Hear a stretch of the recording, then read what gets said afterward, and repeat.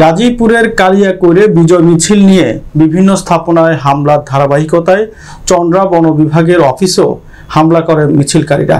এই সময় তারা লুট করে গুলিসহ 12টি আগ্নেয়াস্ত্র। থানায় পুলিশ না থাকায় এখন পর্যন্ত লুণ্ঠিত অস্ত্রগুলো উদ্ধার করা সম্ভব হয়নি।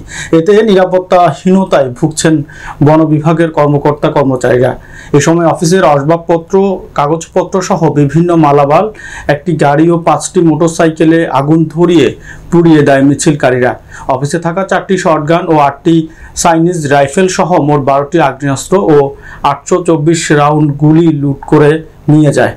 পরে ওই অফিসের কর্মকর্তা কর্মচারীরা বিষয়টি উপজেলা নির্বাহী কর্মকর্তা কাউসার আহমেদ এবং কালিয়াকৈর থানার ওসি AFM নাসিম সহ বন বিভাগের ঊর্ধ্বতন কর্তৃপক্ষদের অবহিত করেন।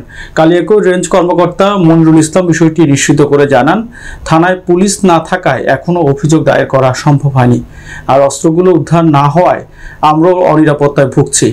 এ সুযোগে চন্দ্রা রেঞ্জের আওতাধীন বনের জমির জবরদখল করে বাড়ি নির্মাণ করছে এক শ্রেণীর ভূমিদস্যুরা। দুষ্কৃতিকারীরা আমার রেঞ্জ অফিসের মূল ফটকে তালা ভেঙে প্রবেশ করে আমাদের অফিসের সামনে থাকা 4টি মোটরসাইকেল আগুন জ্বালিয়ে দেয়। আগুনে পুড়িয়ে দিয়ে আতঙ্ক ভীতি সৃষ্টি করে আমাদের অফিসে রক্ষিত সরকারি পিকআপটি আগুন দিয়ে দেয়, ভাঙচুর করে আগুন দিয়ে আমাদের রেঞ্জ কার্যালয়টা ভাঙচুর করে আমার কোয়ার্টারও ভাঙচুর করে আতঙ্ক সৃষ্টি করে আমরা সবাই ভয়ে এলোপাথারি এদিক ওদিক আর কি আত্মগোপন করি।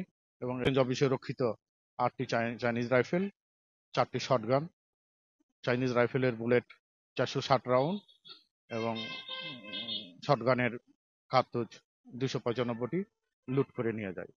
আমরা প্রাণের ভয়ে প্রাণ রক্ষা করা হলো আমাদের দুরূহ হয়ে পড়ে।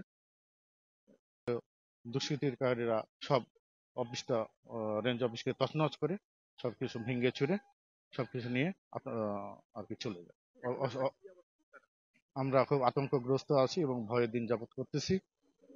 আমাদের এই সুযোগে জবরদখলকারীরা বন বিভাগের বনভূমি জবরদখল করতেছে। আমরা সকলের সহযোগিতা কামনা করতেছি বন বিভাগ জবরদখল